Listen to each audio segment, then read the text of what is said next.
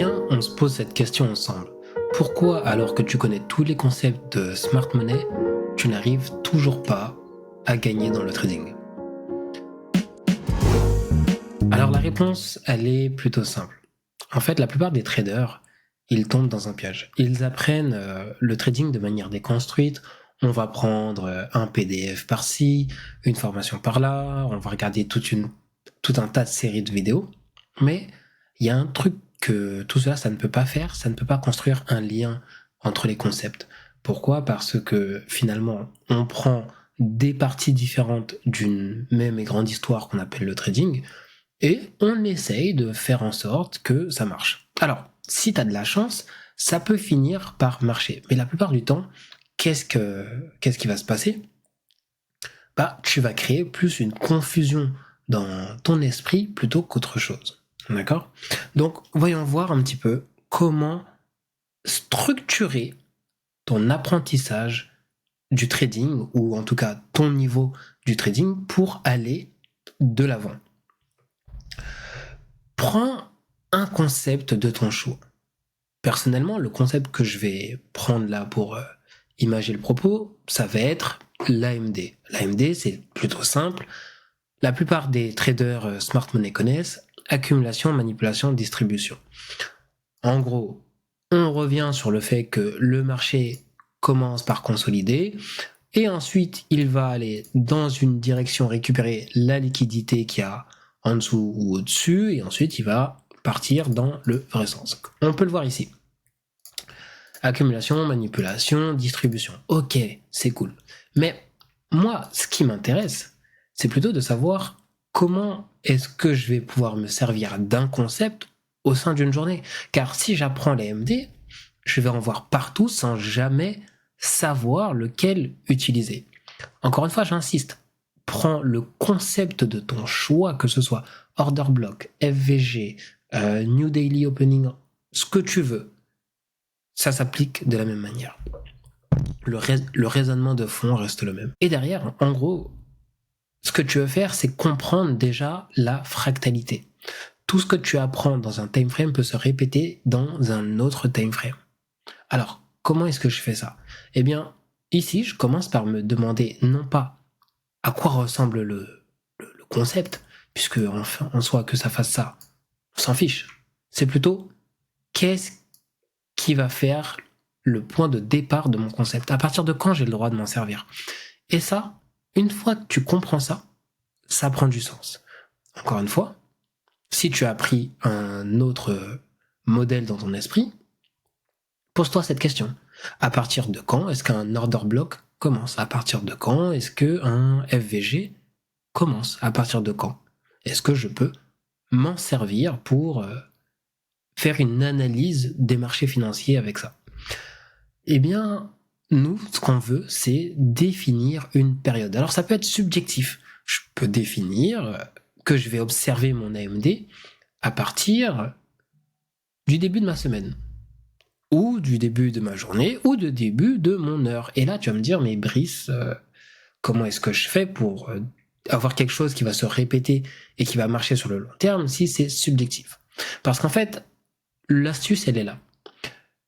Trouver un terrain d'entente entre le début et comment ça marche. L'AMD, c'est quoi ? C'est accumulation, manipulation, distribution. Qu'est-ce qu'une accumulation ? L'accumulation, à quoi est-ce qu'elle sert ? L'accumulation, elle a un sens tout bête. En général, c'est une période de consolidation. Mais son objectif, c'est d'accumuler de la liquidité au-dessus d'un point précis et en dessous d'un point précis. Si je prends n'importe quel niveau, je vais pouvoir justement le positionner comme je souhaite. Brice, qu'est-ce que tu nous racontes ? Vas-y, montre-nous concrètement ce que c'est. Ok. Si je prends ma journée daily, ou ma semaine, j'avais dit ma semaine, je vais aller par exemple en 1 heure et je vais venir, alors je repasse en weekly très rapidement, je vais juste définir. Prenons la semaine là du milieu, elle est déjà terminée. Si je prends ma semaine du milieu, et que le départ de ma semaine, je prends ça comme point pour justement aller créer de la liquidité au-dessus et en dessous, j'obtiens quelque chose comme ceci. Alors là, j'ai la première bougie de ma semaine. Donc oui, là, ça va être dimanche. On peut aussi se positionner sur minuit, mais en général, c'est assez proche. Les deux niveaux, il n'y aura pas mort d'homme que vous preniez celui-ci ou celui-ci. Ok. Donc, j'ai le début de ma semaine. Je vais considérer que j'ai de la liquidité en dessous aussi. Si je prends mon AMD, donc mon point d'ouverture comme phase d'accumulation, j'obtiens quelque chose de très simple. Accumulation, manipulation, distribution. Comme je l'ai dit, généralement, il y a une phase de consolidation. Bon, ça tombe bien si on regarde bien. Ici, comme par hasard, comme par magie, on a une phase de consolidation. Ensuite, on a une distribution. Encore une fois, j'ai la temporalité, maintenant il faut que je comprenne le concept. À quoi est-ce que ça sert exactement une distribution? Eh bien, encore une fois, c'est plutôt simple. La distribution,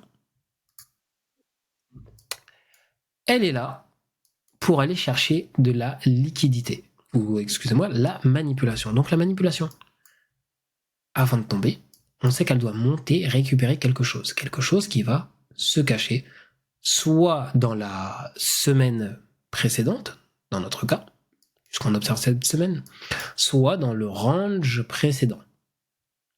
Ok. Observons les deux, tiens. Je vais observer range, hop.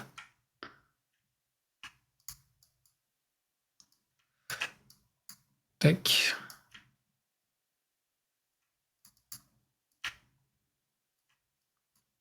Avec donc les 50% de notre range ici en vert.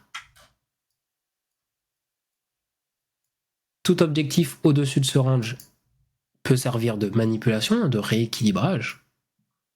Ou alors, je peux juste observer du coup la semaine précédente et qu'est-ce qu'on voit? On voit qu'on revient à proximité du haut de la semaine précédente, on ne va pas le récupérer, mais on s'en rapproche, on récupère les hauts à peu près équivalents qui sont ici et ici. Okay, donc je parle de ce niveau ici et ici. Hop. Donc on va récupérer des niveaux où la liquidité est restée posée avant de partir dans le bon sens. Mais encore une fois, le point, c'est pas ça. L'AMD, je l'ai déjà expliqué à maintes et maintes reprises dans différentes vidéos. Nous, ce qui nous intéresse, c'est de savoir, ok, c'est quoi le problème? Le problème, c'est que en prenant des concepts de manière non construite, on n'a pas des fondations solides, parce qu'on les prend à gauche, à droite, on va créer ce qu'on appelle une narration dans notre esprit. On va créer des liens entre des concepts qui n'existent pas forcément. Et on va mettre du temps avant de trouver justement les vrais liens entre les concepts. Et c'est là l'une des difficultés de notre métier. Savoir à quel moment on avance dans le bon sens et à quel moment on avance à reculons. Imaginez, je suis là, j'ai envie d'apprendre à jouer du piano, mais je n'ai pas la possibilité d'entendre d'autres personnes jouer du piano. Je suis seul, j'habite dans une campagne hyper reculée, j'ai pas la télé, j'ai pas la radio, j'ai rien, j'ai même pas un livre, mais il y a un piano.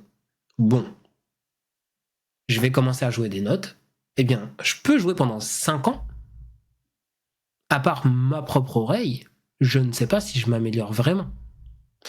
Et en fait, c'est sa vraie difficulté. Quand on est mal entouré.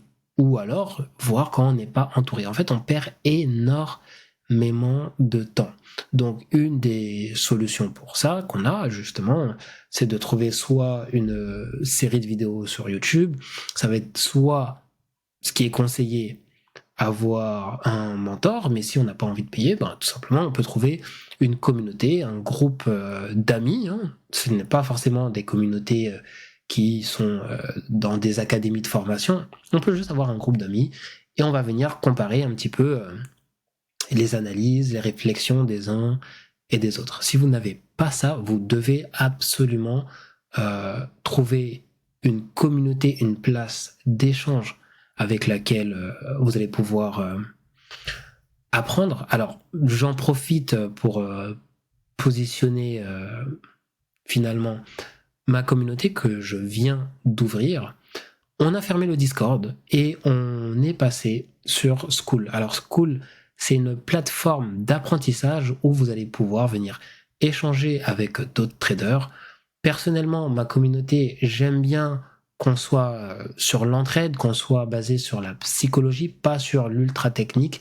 Même si on la possède, même si on la comprend, pour moi, ce n'est pas empiler des compétences ultra avancées qui va rendre les gens rentables. Les compétences ultra avancées, ça sert une fois qu'on est déjà rentable. Il faut avoir d'abord un cadre et un cerveau qui arrive à créer et à comprendre la narration du marché dans le bon sens. Donc, une fois que j'ai compris, par exemple, que mon AMD, il va faire accumulation, manipulation et ensuite distribution, bon, si je ne sais pas, par exemple, comment participer dans ce mouvement, lorsque j'ai ce retracement, qu'est-ce que je peux remarquer? Je vais remarquer que j'ai des bas équivalents, que j'ai donc des niveaux qui attendent d'être récupérés, car là j'ai une liquidité vendeuse. Et bien ensuite, le prix, qu'est-ce qu'il va faire?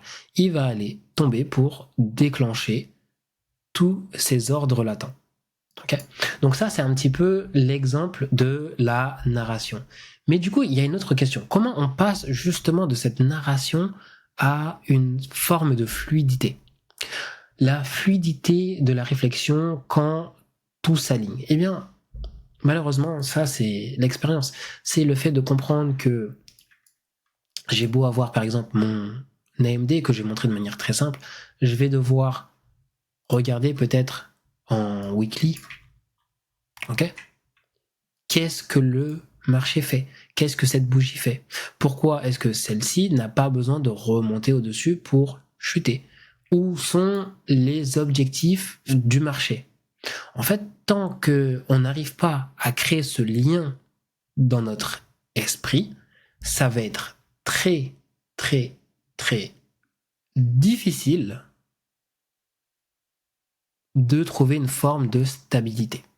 Et c'est là où, effectivement, ajouter des concepts, ça peut être pratique.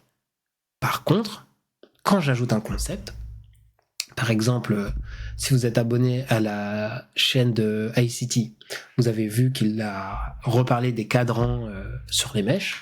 Donc, par exemple, là, je vais prendre la mèche weekly de cette grande bougie, du moins de cette grande mèche.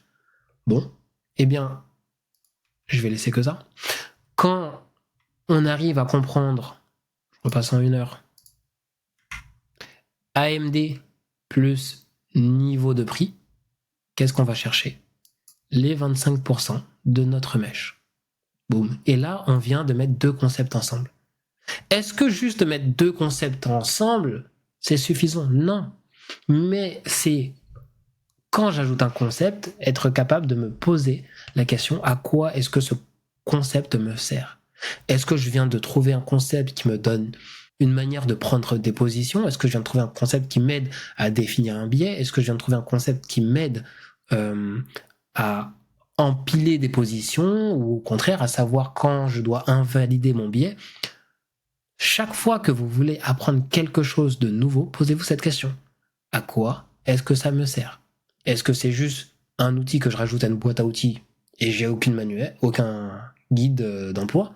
Ou alors, est-ce que je sais pertinemment à quoi est-ce que ça me sert? Et si vous êtes en train de parcourir un nombre incalculable de vidéos sur YouTube, eh bien, plutôt que de scanner toutes les vidéos à la recherche de quelque chose de magique, dites-vous, ok, dans mon trading aujourd'hui, il me manque peut-être du money management. Dans mon trading, aujourd'hui, il me manque une manière de documenter mes cours. Dans mon trading, je ne sais pas quand empiler des positions, ou alors je ne sais pas comment faire une clôture partielle, ou du moins à quel moment faire une clôture partielle. En fait, cherchez des contenus qui ont un lien avec là où vous vous trouvez dans votre trading, et c'est comme ça que vous allez créer de la fluidité et surtout avancer beaucoup plus vite dans votre trading. Ça sera tout pour aujourd'hui. Et encore une fois, si vous voulez rejoindre la communauté, je vous mets le lien en description. Elle est gratuite. Et j'espère vous retrouver dedans très rapidement. Allez, ciao ciao.